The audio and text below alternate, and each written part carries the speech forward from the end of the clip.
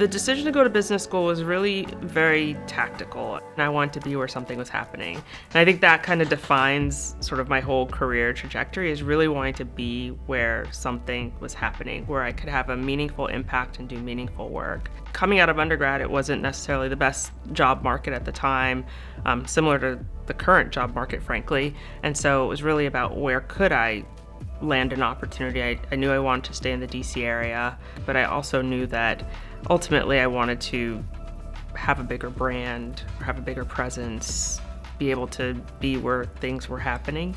And part of the pursuit of the MBA was really to unlock the opportunity to go through the recruitment cycle, to get that visibility to large organizations that wanted to recruit students and MBA caliber students from the University of Maryland. And that was really part of the thought process, was really to unlock the opportunity to have access to bigger organizations where I could make a difference. I was attracted to the Smith School because A, the reputation, B, the caliber and quality of programming available to someone like me who maybe couldn't go to school full-time. Having that part-time option in DC at the Ronald Reagan building created a lot of access. And C, the opportunity to network with the peers that I met, some of whom were in my wedding, some of whom actually live in my neighborhood, and our kids are best friends. So the opportunity to create that network was a third reason why I chose Smith for my MBA.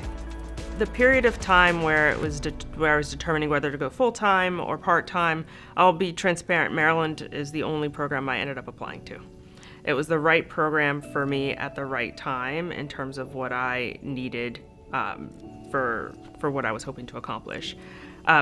Needing that flexibility to not take on more debt was probably a huge determinant in why I made the choice I made.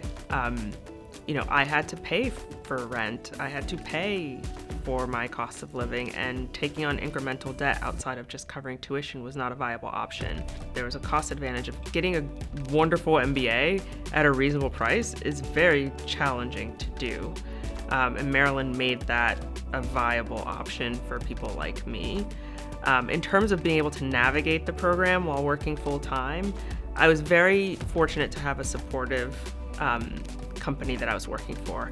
The founder of the company, as well as the chief accountant, both were Maryland grads. So they were extremely supportive of my pursuit of the degree. And then I had great classmates.